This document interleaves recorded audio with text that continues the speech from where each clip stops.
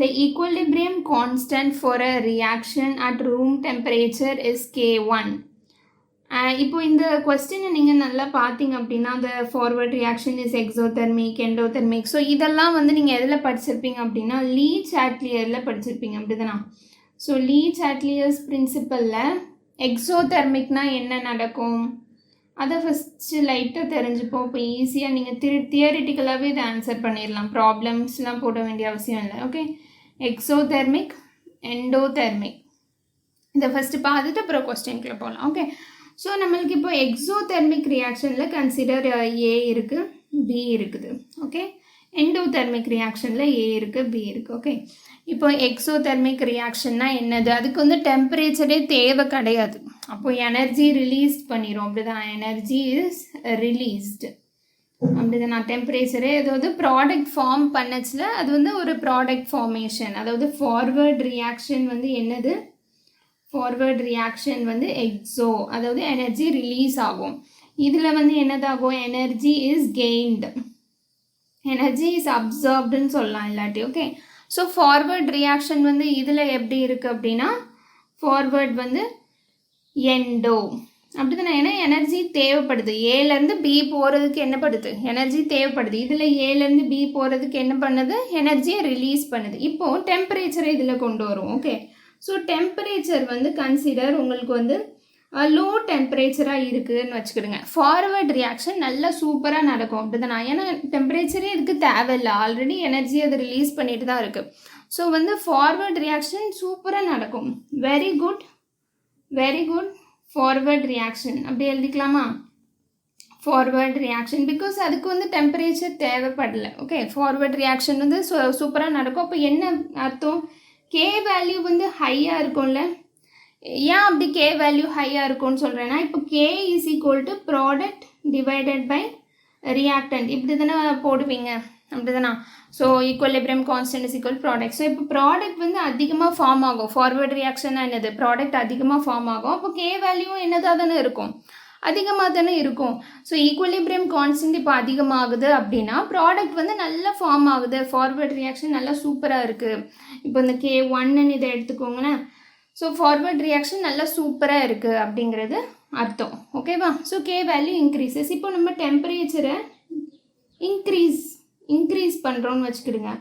அப்போது temperature increase பண்ணால் forward reaction நடக்காது தானே, பேக்வேர்ட் ரியாக்ஷன் தானே சூப்பராக இருக்கும் இதில். ஏன்னா ஃபார்வர்ட் ரியாக்ஷனுக்கு டெம்பரேச்சரே தேவை கிடையாது. ஸோ பேசிக்காக backward reaction is good, backward reaction is good அப்படின்னு எடுத்துக்கலாமா. ஏன்னா என்ன நிறைய ஃபார்ம் ஆகும், நிறைய ஏ ஃபார்ம் ஆக ஆரம்பிச்சிடும். More A is formed backward reaction இஸ்னா மோர் ஏ இஸ் ஃபார்ம்ட். அப்போ என்ன ஆகும், கே வேல்யூ என்ன ஆகிடும், டிக்ரீஸ் ஆயிரும். ஓகே, கே வந்து டிக்ரீசஸ்.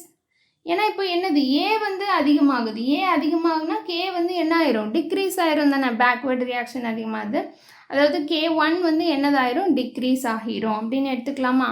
ஸோ இப்போ நம்ம வந்து இதுலேருந்து என்ன தெரியுதுன்னா, இப்போ எக்ஸோதெர்மிக் ரியாக்ஷனுக்கு நீங்கள் டெம்பரேச்சர் கொடுக்கக்கூடாது, டெம்பரேச்சரை டிக்ரீஸ் தான் பண்ணணும். அப்போ தான் ஃபார்வர்ட் ரியாக்ஷன் சூப்பராக இருக்கும். டெம்பரேச்சர் நீங்கள் பாட்டுக்கு இன்க்ரீஸ் பண்ணி விட்டுட்டா அவ்வளோதான், அதுக்கே டெம்பரேச்சர் தேவையில்லை, நம்மளும் டெம்பரேச்சர் கொடுத்துட்டா அது ஃபார்வர்ட் ரிவர்ஸ் ரியாக்ஷனில் தான் போயிட்டு இருப்போம். ஏஏ தான் திரும்ப திரும்ப உங்களுக்கு பி கிடைக்காது. ஓகே, ஸோ இப்போ எண்டோதெர்மிக்னா நம்ம குக்கிங் பண்ணுற மாதிரி தான். ஸோ டெம்பரேச்சர் இருந்தால் தான் ரியாக்ஷன் நடக்கும், பி நம்மளுக்கு கிடைக்கும். அப்போ தான் பி கிடைச்சா கே வேல்யூ இன்க்ரீஸ் ஆகும். இப்போ இதை K2ன்னு வச்சுக்கோமே. ஸோ இப்போ வந்து ஹை டெம்பரேச்சர்னு வச்சுப்போம். ஹை டெம்பரேச்சரில் என்ன ஆயிரும், ஏலேருந்து பி நல்லா சூப்பராக கிடச்சிரும் அப்படி தான். பியில் வந்து நிறைய மோர் பி இஸ் ஃபார்ம்ட்.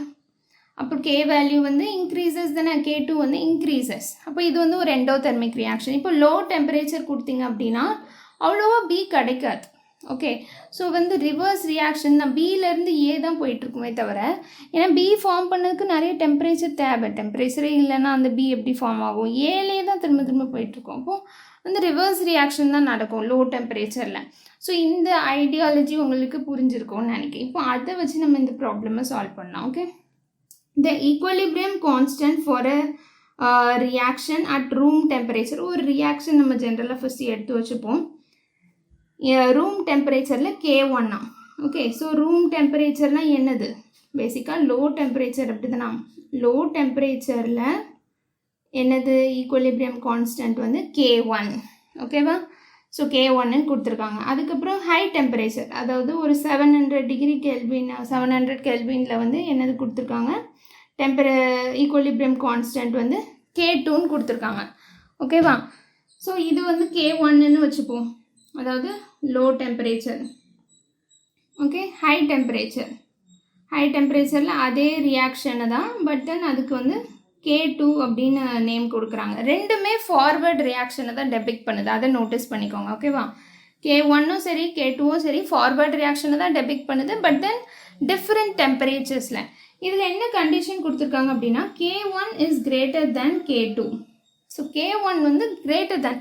ஸோ இப்போ K1னா இதில் என்னது பேசிக்காக K1 is equal to B divided by A அப்படிதுண்ணா. அப்போ K1 இஸ் கிரேட்டர் அப்படின்னா நிறைய ப்ராடக்ட் ஃபார்ம் ஆகிருக்கு அப்படின்னு அர்த்தம் அப்படிதுண்ணா. மோர் B இஸ்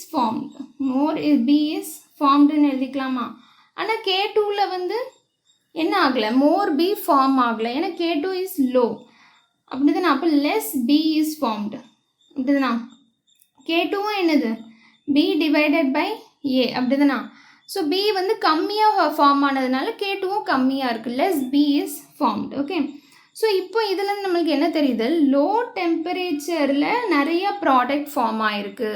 இப்போது ஹை டெம்பரேச்சரில் நிறையா ப்ராடக்ட் ஃபார்ம் ஆயிடுச்சுன்னா எண்டோதெர்மிக், லோ டெம்பரேச்சரில் மோர் ப்ராடக்ட் அப்படின்னா என்னது எக்ஸோதெர்மிக் தானே. ஏன்னா லோ டெம்பரேச்சர் அப்போ தான் அது வந்து எனர்ஜியை ரிலீஸ் பண்ணிடும், எனர்ஜி ரைட் சைடில் வந்து ரிலீஸ் ஆகும்.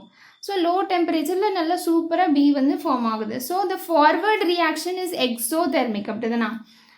தென் option A is the correct answer. ஏன் அப்படின்னா லோ டெம்பரேச்சரில் நிறையா B ஃபார்ம் ஆகுது அப்படின்னா பேசிக்காக என்ன அர்த்தம் அப்படின்னா அந்த ஃபார்வர்ட் ரியாக்ஷன் வந்து எக்ஸோதெர்மிக்காக இருக்குது, லோ டெம்பரேச்சர் நிறைய ப்ராடக்ட் கிடைக்குது. அதனால தான் அதுக்குள்ளே K1 வேல்யூ தான், K1 தான் கூட. K1 ஏன் கூட அப்படின்னா B வந்து கூட வரும் அப்படிதானே. K2 ஏன் கம்மி அப்படின்னா B வந்து கம்மியாக தான் அந்த ரியாக்ஷனில் ஹை டெம்பரேச்சரில் வருது. ஓகேவா? புரிஞ்சிருக்கோன்னு நினைக்கிறேன். Okay, thank you.